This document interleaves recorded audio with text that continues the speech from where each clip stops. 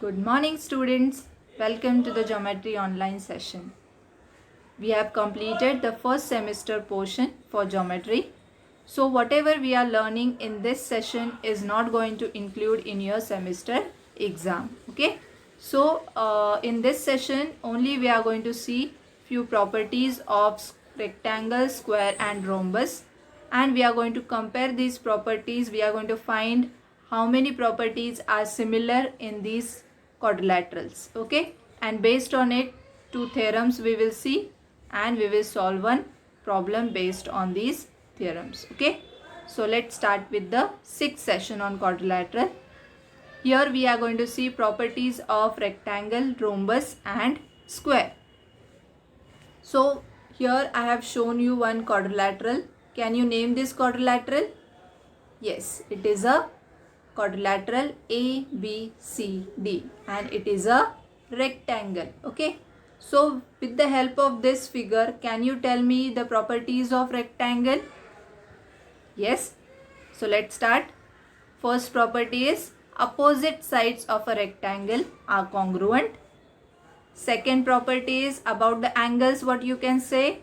Yes, opposite angles of a rectangle are congruent, or you can say that all angles of a rectangle are right angles.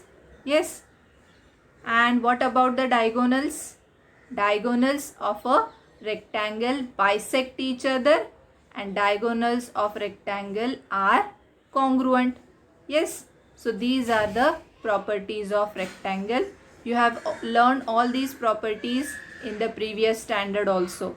Okay. So you must be remembering those properties. Now let's see the property of square. Now this is a square ABCD. So with the help of this diagram, can you remember the properties of square? Now first property you can write as all sides of a square are congruent.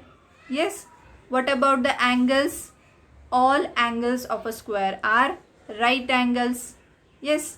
Then we are going to write about the diagonals. What you can say about the diagonals of a square? Yes, diagonals of a square are congruent and they are perpendicular bisector of each other. So what is the meaning of perpendicular bisector? That means diagonal AC and diagonal BD, they are forming 90-degree angle at the point of intersection, and also they divide each other in equal parts. Yes, so that is called as perpendicular bisector of each other. Yes, these are the properties of square. Now let's see the rhombus. So here I have shown you rhombus PQRS. Now can you tell me the properties of rhombus? Yes, see the signs here I have shown. All sides of a rhombus are congruent. What about the angles? Opposite angles of a rhombus are congruent. Yes. And diagonals of a rhombus also perpendicular bisector of each other like square. That means they are forming 90-degree angle at the point of intersection. Now if you observe these properties, can you find some similar properties? Yes, there are some similar properties. So let's see the first property. Opposite sides of all these quadrilaterals are congruent. Yes, in rectangle also you can see, in rhombus and square also you can see that these opposite sides of all these quadrilaterals are congruent. The next property is opposite angles are congruent. In rectangle, rhombus and square we can write as opposite angles are congruent. Yes. And the third property is diagonals bisect each other. So these are the similar properties you can see in rectangle, rhombus and square. And all these properties you can see in parallelogram also. Yes. So therefore you can say that rectangle, rhombus and square are also parallelograms. So this is a very important statement. Now here we have seen the similar properties, but there are some properties which are different in all these quadrilaterals. Yes, so let's see the first property regarding rectangle. So diagonals of a rectangle are congruent. So this is the theorem. Now this property is for a rectangle and square, but in rhombus you cannot see that diagonals are congruent. The diagonals of rhombus are different. Okay, so therefore this property is the specific property for rectangle. So we are going to see the theorem on it. Only statement we are going to see.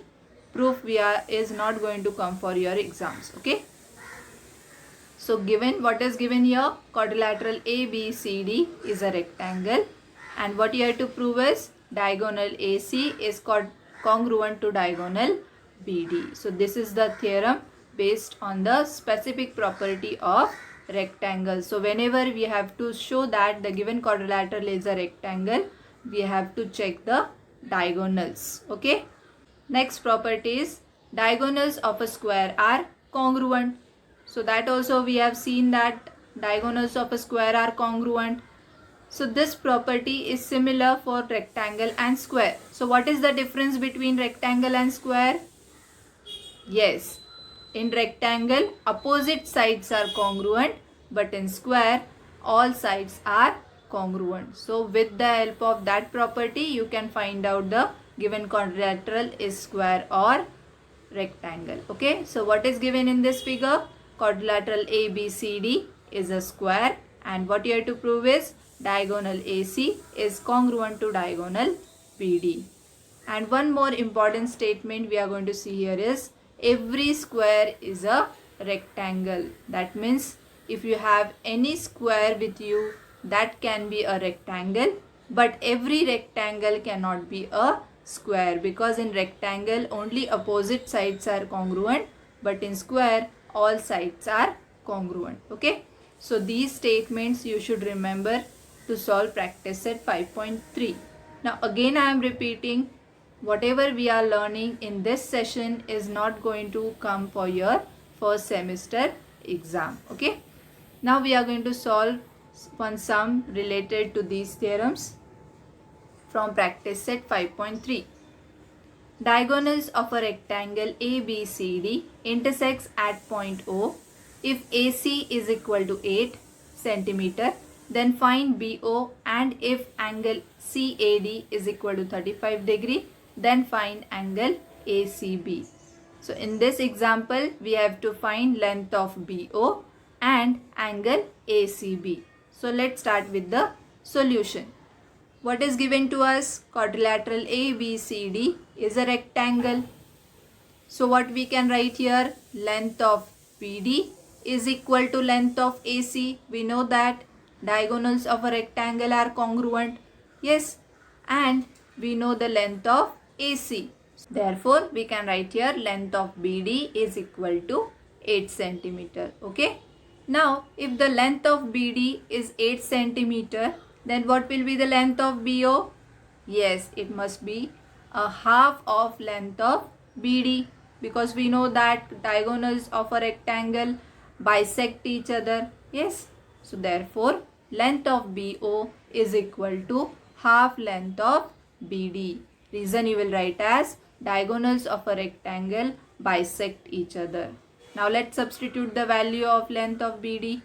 So you will get length of BO is equal to half into 8, that is equal to 4 centimeters. So we got the length of BO. Now we have to find out angle ACB. For that, what is given to us? Angle CAD is given to us, and you have to find length of ACB. So if you observe this figure, you can see that AD is parallel to side BC. Yes, because opposite sides of a rectangle are parallel. Yes, so what we can say? We can find out the alternate angles pair, the parallel lines and the transversal. So in this figure, AD is parallel to BC and AC is their transversal. Then you can say that angle CAD is equal to angle ACB. Yes, why they are equal? Because they are alternate angles. And we know here angle CAD is 35 degree. Therefore, angle ACB is equal to 35 degree. So your final answer will be length of BO is equal to 4 centimeter and angle ACB is equal to 35 degree. So what we have learned in this session? Let's summarize it.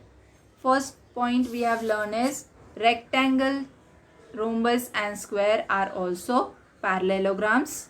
Then we have seen that every square is a rectangle. Diagonals of a rectangle are congruent. And the last point we have learned is diagonals of a square are congruent. So these are the important statements. You have to remember those statements. So with this, I'll end this session here. I hope you all have enjoyed this session. And again, I am repeating this session, whatever we have learned is not going to come for your first semester exam. Okay. Now, one more important thing I want to tell you.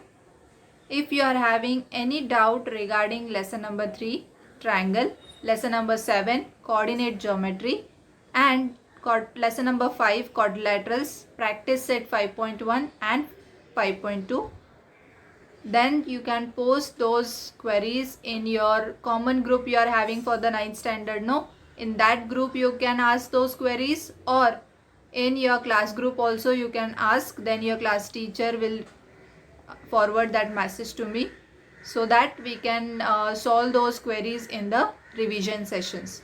Okay, I hope you all have enjoyed this session. Thanks for watching this video. We will meet in the next session. Okay.